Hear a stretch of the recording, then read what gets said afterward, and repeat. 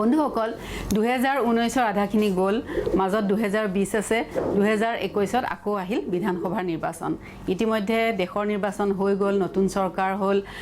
অংকৰ কাম কিছু কমি আহিল সেইকাৰণে ভাবিলো এটা ফান হিচাপে হওক বা যি হিচাপে হওক এটা সৰু এটা সমীক্ষা কৰো সমীক্ষাটো এনেকুৱা আছিল যে মই খুব কম মানুহ 60 জন মান মানুহ লৈ পেলাই কৰিছিলো যে সৰ্বানন্দ সোণোৱালৰ পিছত কোন কাক আমি অসমৰ মুখ্যমন্ত্ৰী হিচাপে প্ৰক্ষেপ কৰিব পাৰো সকলোৰে মতামত লৈছিলো সমীক্ষাৰ মই মোৰ হাতত থকা ফলাফলটো দিম তাৰ আগতে মোৰ হৈতে অতিথি আছে অতিথিসকলক মই চিনাকি কৰি দিও মোৰ হৈতে আছে Manoram Gogoi journalist turn politician turn entrepreneur থলগিৰিৰ মনোৰম গগৈ এতিয়া থলগিৰিৰ হৈতে বেছি মানে বিখ্যাত হৈছে আৰু মোৰ হৈতে আছে মনোজ শৰ্মা কম সমালোচক লেখক বিশ্লেষক আপোনালোক দুইজনকে মোৰ চলৈ আদৰণি জনাইছো আমি এটা মানে সমীক্ষা কৰিছিলো সমীক্ষাটো খুব কম মানুহৰ মই কৈছোৱে তাৰে ভিতৰত মই খুব বাছি দিছিলো যে 5 জন মানুহ বাছি উলিয়াওক যি যাক আপুনি ভাবে ভৱিষ্যত অসমৰ মুখ্যমন্ত্ৰী হিচাপে হ'ব পাৰে কিন্তু হ'ব পাৰে বুলি কওঁতে এটো কোৱা নাই যে একেবাৰে মানে আজিৰ ৰাজনীতিত নিশ্চয় এটো নহয় যে এজন সৎ সত্যনিষ্ঠ নীতিনিষ্ঠ জনপ্ৰিয় নেতা তেওঁৱে মুখ্যমন্ত্ৰী হ'ব তেনেকুৱা বুলি আমি নিশ্চয় নধৰো আজিৰ ৰাজনীতিত কিমান মানে সকলো পৰিবেশৰ পৰা বাছি লৈ পেলাই সকলো পৰিবেশে যাক মানে সহায় কৰিব মুখ্যমন্ত্ৰী হোৱাত তেনেকুৱাকে আমি বাছিবলৈ কৈছিলো আৰু সমীক্ষাৰ ফলাফল ইতিমধ্যে মই পাইছো আৰু সেই 5 জনৰ ভিতৰত মই কৈছিলো কি যে 5 জনৰে এটা 5টা ইতিবাচক আৰু 5টা নেতিবাচক দিশ আপোনালোকে চাব সেইখিনি মোৰ হাতত আহিলে এতিয়া নেতিবাচক দিশৰ ক্ষেত্ৰত কিছুমান ডেৰোগেটৰি কথা বা কিছুমান বেছি অসহ্যমূলক আছিল সেইবিলাক আমি নিশ্চয় প্ৰচাৰ নকৰো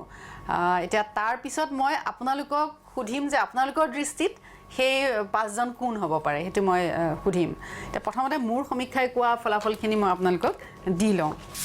মোৰ ফলাফলত আহিছে অফকোৰ্স 1 নম্বৰত আহিছে ডক্টৰ হিমন্ত বিশ্ব শৰ্মা তাৰ পিছত আহিছে সিদ্ধাৰ্থ ভট্টাচাৰ্য তাৰ পিছত আহিছে প্ৰদ্যুৎ বৰদলৈ তাৰ পিছত আহিছে সমুজ্জ্বল ভট্টাচাৰ্য আৰু আছে অখিল গগৈ এটো কিন্তু ক্ৰম নহয় মানে এইকেইজন মই লিখোতে এনেকৈ লিখিছো এই 5 জনৰ নাম আহিছে এতিয়া মই আপোনালোকৰ নাম কিটা প্ৰথমতে শুনি লওঁ নেকি মোৰ মানে মোৰ সমীক্ষাৰ লগত কিমান দূৰ মিলে নিমিলে মিলিছে মই যেটো মোৰ নিজৰ বাস্তৱসন্মত যেটো দৃষ্টিভংগী যে আজি যেটো ভাৰতীয় সংসদীয় ৰাজনীতিৰ যেটো ধাৰা বা চৰিত্ৰ সেই চৰিত্ৰটোত আমি যদি বিশ্লেষণ কৰো তেতিয়াহলে আপোনালোকৰ লগত মোটামুটি মিলিছে প্ৰথম কথাটো হ'ল যদি আমি শাসকৰ দৃষ্টিভংগীৰে মানে সেই দৃষ্টিভংগীৰে যদি আমি চাওঁ যে আজি যি ধৰণেৰে বিজেপি নেতৃত্বাধীন এখন চৰকাৰ অসমত চলি আছে আৰু তাৰ মূল মানুহজন সৰ্বানন্দ সোণোৱাল আৰু তাৰ পিছতে সেকেন্ড মানুহজন ডক্টৰ হিমন্ত বিশ্ব শৰ্মা গতিকে আমি যদি শাসক দলটোৰ পৰা চাওঁ তেতিয়াহলে নিশ্চিতভাৱে হিমন্ত বিশ্ব শৰ্মাৰ নামটোই প্ৰথমতে আহিব এটো মূল মিলিছে এটা হিমন্ত বিশ্ব শৰ্মা দ্বিতীয়তে আমি যদি ৰাজনীতিক ক্ষেত্ৰখনৰে সংসদীয় ৰাজনীতিত থকা মানুহৰ কথা চাওঁ তেতিয়াহলে মানে আমি কংগ্ৰেছৰ ফালে চাব লাগিব যে মূল এতিয়া যি আসলতে প্ৰত্যাহ্বান জনাব পাৰে যদি আজি শাসক দলক প্ৰত্যাহ্বান জনাব পাৰে তেতিয়াহলে কংগ্ৰেছ দলটোকে আমি চাব লাগিব কাৰণ অন্য কোনো দলৰ নাই বুলি ক'ব পাৰে গতিকে কংগ্ৰেছ দলৰ মোৰ দুজন তাৰ এজন আপোনাৰ নাম নাই এজনৰ আছে প্ৰদ্যুৎ বৰদলৈ যি এবাৰ প্ৰদ্যুৎ বৰদলৈৰ নামটো মোৰ মিলিছে প্ৰদ্যুৎ বৰদলৈৰ কথা মই ভাবিছো তেওঁ কংগ্ৰেছৰ যদি কাইলৈ প্ৰদেশ কংগ্ৰেছৰ সভাপতি হয় তেওঁৰ নামটো ওলাই আছে আৰু প্ৰদেশ কংগ্ৰেছৰ সভাপতি হোৱাৰ পিছত তেওঁৰ নেতৃত্বত যদি কংগ্ৰেছটোৰ পুনৰুত্থান হয় বা দিল্লীত যি ধৰণৰ কথা চলি আছে ৰাহুল গান্ধীক আঁতৰাই অন্য এজন মানুহক সভাপতিৰ আসনত বহুৱাই এতিয়ালৈকে ৰাহুল গান্ধী এই কথাটোতে আছে স্থিতিতে আছে গতিকে যদি কংগ্ৰেছৰ এটা নতুন ধৰণৰ চৰিত্ৰ এটা গঢ় লয় দিল্লীৰ পৰা দিছপুৰলৈকে আৰু সেই চৰিত্ৰটোত খাপ খাই পৰা মানুহ হিচাপে আমি কংগ্ৰেছৰ ভিতৰত প্ৰথমতে নাম আহে অৰ্থাৎ আৰু এজন মানুহৰ নাম আহিব পাৰে সেইটো পৰিস্থিতিগত তাগিদাত সেইটো হ'ল গৌৰৱ গগৈ মই গৌৰৱ গগৈৰ কথা এইকাৰণে কৈছো গৌৰৱ গগৈক প্ৰাক্তন মুখ্যমন্ত্ৰী তৰুণ গগৈয়ে তেওঁক পৰৱৰ্তী মুখ্যমন্ত্ৰী হিচাপে সজাই আনিবৰ কাৰণে যিখিনি চেষ্টা কৰিব লাগে দেউতাক হিচাপে সকলো চেষ্টা কৰিছে আৰু ৰাহুল গান্ধীৰ লগত তেওঁৰ খুব ভাল সম্পৰ্ক দ্বিতীয়তে তেওঁৰ আৰু এটা কথা আছে যে তেওঁ সংসদত তেওঁ যোৱাটো কাৰ্যকালত যথেষ্ট ভকেল হৈছে শাউটিং ব্ৰিগেড বুলি কৈছে তেওঁ সেই কথাখিনিক এটা নতুন তৰুণ প্ৰজন্ম এটাই গ্ৰহণ কৰিবলৈ আৰম্ভ কৰিছে গতিকে সেইটো এটা মই ভাবো যে কংগ্ৰেছত আৰু এজন মানে প্ৰদ্যুৎ বৰদলৈৰ উপৰিও গৌৰৱ গগৈও সম্ভাৱনা একেবাৰে নোহোৱা নহয় সম্ভাৱনা থাকিব পাৰে সংসদীয় ৰাজনীতিৰ বাহিৰৰ দুটা মিলিছে মোৰ সেই দুটা সমুজ্জ্বল আৰু অখিল সেই দুটা মোৰ মিলিছে তেতিয়াহ'লে আপোনাৰ তালিকাত থাকিল হিমন্ত বিশ্ব শৰ্মা গৌৰৱ গগৈ সমুজ্জ্বল ভট্টাচাৰ্য অখিল গগৈ আৰু প্ৰদ্যুৎ বৰদলৈ ঠিক আছে এইবাৰ মই মনোজৰ পৰা শুনি লওঁ বৰ্তমানৰ যিটো ৰাজনীতি অসমত চলি আছে যিটো ৰাজনীতি অসমত চলি আছে সেইটো ফালৰ পৰা নেক্সট মুখ্যমন্ত্ৰী হোৱাৰ সম্ভাৱনা খুবেই বেছি হিমন্ত বিশ্ব শৰ্মাৰ হিমন্ত বিশ্ব শৰ্মা হোৱা উচিতো তাৰ কাৰণটো হ'ল বৰ্তমান অসমৰ ৰাজনীতিক হাল হকিকত যিয়ে মোটামুটি খবৰটো ৰাখে সেই সকলোৱে জানে বা এডমিনিষ্ট্ৰেশ্যনৰ খবৰখিনি যিসকলে ৰাখে সেই সকলোৱে জানে আচলতে অসম মন্ত্ৰীসভা চলাই আছে হিমন্ত বিশ্ব শৰ্মাই নেক্সট মই ভাবোঁ যে প্ৰদ্যুৎ বৰদলৈ এই কাৰণে যে বৰ্তমানৰ যিটো ৰাজনীতি অসমত চলি আছে এটা যদি সুস্থ মূল্যবোধ থকা ৰাজনীতিক যদি আমি বিচাৰোঁ তেনেহ'লে আমি প্ৰদ্যুৎ বৰদলৈৰ নামটো ল'ব লাগিব তৃতীয় নামটো হ'ব ৰিপুণ বৰা ৰাইট কাৰণ তেওঁতো এতিয়া হৈয়ে আছে তেওঁৰ নেতৃত্বত যদি নিশ্চয় কংগ্ৰেছে ভাল ফলাফল কৰিলে ৰিপুণ বৰা কৃতিত্বৰ দাবীদাৰ ৰিপুণ বৰা হোৱাৰ পুৰা সম্ভাৱনা আছে আৰু মই জনাত ৰিপুণ বৰাৰ লগত কংগ্ৰেছৰ AICCৰ ৰেপো বা ৰিলেশ্যনশ্বিপ খুব ভাল তাৰমানে বৰ্তমানলৈকে তাৰপিছত গৌৰৱ গগৈ এই কাৰণে গৌৰৱ গগৈৰ বয়সটো কম গতিকে ইন ফিউচাৰ বা অহা ইলেকশ্যন বা তাৰ পিছৰ ইলেকশ্যনৰ মুখ্যমন্ত্ৰী হোৱাৰ সম্ভাৱনা পুৰা মাত্ৰাই আছে আৰু গৌৰৱ গগৈও ৰাহুল গান্ধী বা কংগ্ৰেছৰ AICCৰ লগত গৌৰৱ গগৈৰ সম্পৰ্ক যথেষ্ট ভাল অইন এজন নাম হ'ল অখিল গগৈ হয় অখিল গগৈ এই কাৰণে যে বৰ্তমান অসমৰ ৰাজনৈতিক ক্ষেত্ৰখনত যথেষ্ট প্ৰভাৱশালী এজন ব্যক্তি অসমৰ হাল হকিকত বুজি পায় যদিও এতিয়ালৈকে কোনো নিৰ্বাচন খেলা নাই কিন্তু 21ত নিৰ্বাচন খেলাৰ পুৰা সম্ভাৱনা আছে অখিলৰ লগত কথা পাতি পেলাই কথাটো গম পাইছিলোঁ আপোনাৰ এই পাঁচজন মোটামুটি কেইজনমান কমন হৈছে আৰু কেইজনমান নাই হোৱা কিন্তু একেবাৰে very common is Himanta Biswa Sarma তিনিজনেই নিশ্চয় নিশ্চিত তিনিজন নহয় মোৰ সমীক্ষা আৰু আপোনালোকৰ সৈতে একেবাৰে মিলি গৈছে এতিয়া মই দিছিলোঁ তেওঁলোকৰ কিছুমান ইতিবাচক আৰু নেতিবাচক পাঁচটা ধৰি দিছিলোঁ পাঁচটা ল'ব পৰা নাই মই আগতেই কৈছোঁ এতিয়া হিমন্ত বিশ্ব শৰ্মাৰ পাঁচটা ইতিবাচকৰ ক্ষেত্ৰত আহিছিল এনেকুৱা ধৰণৰ যে তেওঁৰ নেতৃত্ব লোৱাৰ যিটো প্ৰয়াস বা তেওঁৰ তৎপৰতা যথেষ্ট অধিক তেওঁ নিজে ইচ্ছা কৰে যে নেতৃত্ব ল'ব তেওঁ সেইটো 1 নম্বৰ 2 নম্বৰ আহিছিলে যে তেওঁৰ এই তৎপৰতাৰ ক্ষেত্ৰত সফল হোৱাৰ সম্ভাৱনা বেছি তেওঁ সফল হৈছে বহু ক্ষেত্ৰত আৰু বহু ক্ষেত্ৰত সফল হোৱাৰ সম্ভাৱনা বেছি 3 নম্বৰত কৈছিল তেওঁ এজন বিচক্ষণ ৰাজনীতিক সেইটো নিশ্চয় আমি এগ্ৰী কৰিব পাৰোঁ নহয় জানো তেওঁ এজন বিচক্ষণ ৰাজনীতিক তেওঁ মানে স্মাৰ্ট কোনোবাই কৈছে স্মাৰ্ট ডাইনামিক এইবিলাক মানে তেওঁৰ উপাধি আহিছে আৰু যিটো মনোজে উনুকিয়াইছে যে হিমন্ত বিশ্ব শৰ্মা এনেকুৱা এজন ব্যক্তি যাক কোনো ৰাজনীতিক বা তেওঁ যি বিভাগৰে মন্ত্ৰিত্ব নলওক তেওঁ বিষয়াই বুৰ্বক বনাব নোৱাৰে অৰ্থাৎ তেওঁ সেই বিভাগটোৰ গোটেই সম্পূৰ্ণ দখলত থাকি তন্নতন্নকে জানে গতিকে আমাৰ সাধাৰণতে বহু মন্ত্ৰীক ডাঙৰ বিষয়াই বুৰ্বক বনাই যিটো হিমন্ত বিশ্বক নোৱাৰে বুলি কৈছে এই সমীক্ষাৰ মানে ইতিবাচক নেতিবাচকৰ ক্ষেত্ৰত আহিছে মই দুটাই ইয়াত কম এটা কৈছে এনেকৈ যে তেওঁৰ মাজত ইমানখিনি সম্ভাৱনা আছে যে তেওঁ গোটেই অসমত এটা সাংঘাতিক পৰিৱৰ্তন আনিব পাৰে মানে হাবিগুচি ফুলনি যিটো কৈছিল তাহানিতে তেনেকুৱা কৰিবও পাৰে ইমানখিনি সম্ভাৱনা আছে কিন্তু আশংকা প্ৰকাশ কৰিছে সেই সম্ভাৱনীয়তাত তেওঁ অসমৰ ক্ষেত্ৰত প্ৰয়োগ কৰিব নে তেওঁৰ ব্যক্তিগত ক্ষেত্ৰত কিছু মানে ব্যৱহাৰ হ'ব সম্পূৰ্ণ সম্ভাৱনীয়টো মানে অসমে পাবনে নাপাব তাত আশংকা প্ৰকাশ কৰিছে একাংশই আৰু সেইটো এটা নিগেটিভ কৈছে আৰু এটা নিগেটিভ মই ক'ব পৰাৰ ভিতৰত যে তেওঁৰ মানে শব্দটো কি বুলি ক'ম যে তেওঁৰ পলিটিক্সত কিছুমান কুটিল পলিটিক্স থাকে বুলি কৈছে যে তেওঁৰ মানে বিগত সময়ছোৱাৰ অধ্যয়ন কৰি পেলাই এই দুটা নেতিবাচক মই কৈছোঁ বাকীখিনি মই নকওঁ তাৰপিছত এইখিনিৰ লগত আৰু কিবা যোগ দিব নেকি হিমন্ত বিশ্ব শৰ্মাৰ আপোনালোকে ইতিবাচক দিশ সেইটো যে তেওঁ গোটেই সমাজখন বুজি পায় প্ৰথম কথা অসমৰ সমাজখন বুজি পায় সমাজখন বুজি পাই পেলাই ৰাজনীতিটো কোনফালে নিছে সেইটো বেলেগ প্ৰশ্ন সমাজখন বুজি পায় দ্বিতীয় কথাটো ইকনমিটো বুজি পায় তেনেকুৱা ধৰণৰ কেৰিবাৰটো আছে সেইখিনি কনফিডেন্স আছে আৰু তেওঁ আৰু বৰ্তমান সময়ত ইকনমি নুবুজাকে কোনো মানুহ চিফ মিনিষ্টাৰ বা প্ৰাইম মিনিষ্টাৰটো নোৱাৰেই বাৰু হ'বলৈ চিফ মিনিষ্টাৰ হ'ব নোৱাৰে ইকনমি বুজি নোপোৱাকৈ ইম্পচিবল কথা সেইটো হিমন্ত বিশ্ব শৰ্মাৰ খুব ইতিবাচক দিশ আৰু নেতিবাচক দিশ এটা মই কওঁ মানে হিমন্ত বিশ্ব শৰ্মাই অসমত যিটো ৰাজনৈতিক সংস্কৃতি আনিছে সেইটো অসমৰ কাৰণে অতি বিপদজনক ঠিক আছে এবাৰ মনোৰম গগৈ ইতিবাচকখিনিতো ওলাইছে গোটেইখিনি নহয় ইতিবাচকত মই এটা যোগ দিব খোজো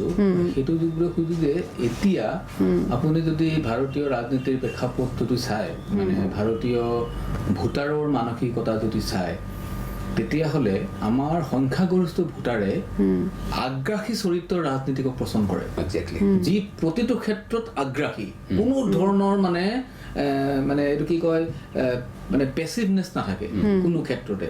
তেনেকুৱা চৰিত্ৰৰ ৰাজনীতিকক ভাল পায় হিমন্ত বিশ্ব শৰ্মাৰ চৰিত্ৰত সেই কথাটো আছে হিমন্ত বিশ্ব শৰ্মাই যিকোনো ইছ্যুত বা নিৰ্বাচনী ৰাজনীতিত কোন সময়ত কোন ধৰণৰ কথা ক'ব লাগিব কোন সময়ত কোন ধৰণৰ কামৰ ষ্টেপ ল'ব লাগিব সেইটো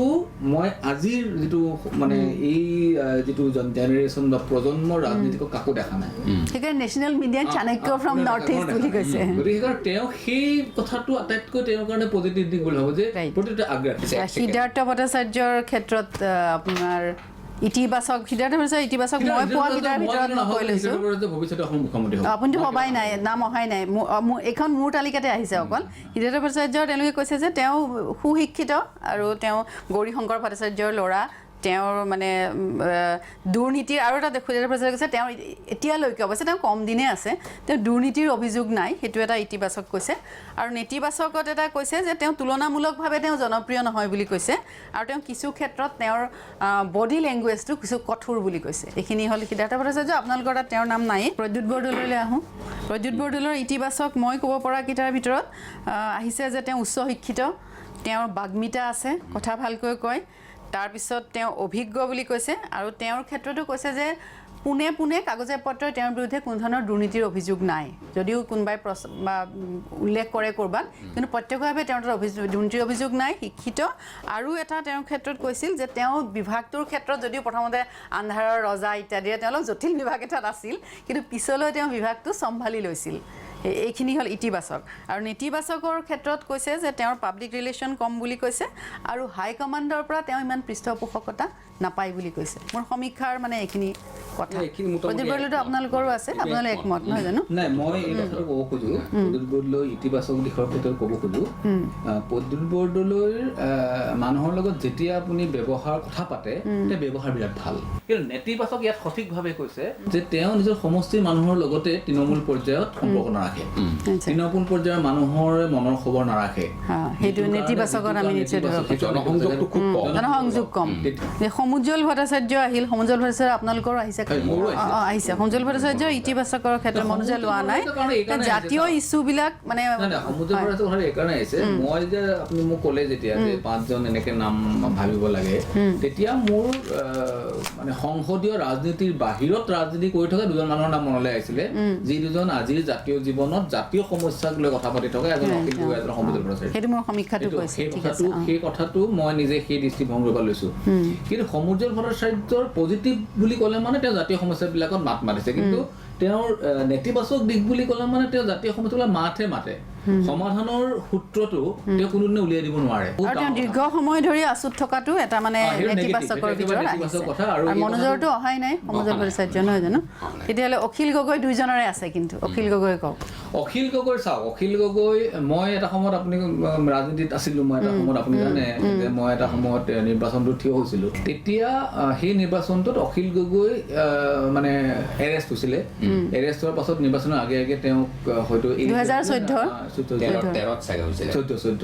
এৰেষ্ট হৈছে 14 তেওঁ নিৰ্বাচনৰ আগে আগে তেওঁক মুক্তি দিছিলে আৰু মুক্তি দিয়াৰ পিছত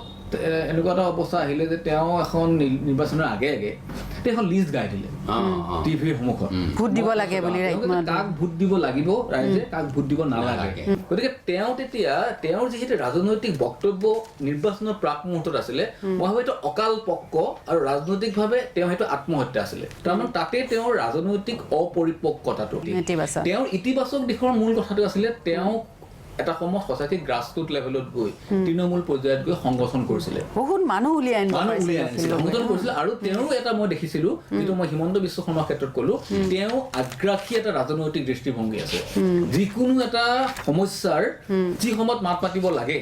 তেওঁ মাত মাতিছিলে মই এটা কথা যোগ দিব খুজিছে কথাটো এনেকুৱা যে অখিল গগৈৰ পজিটিভ দিশটো এনেকুৱা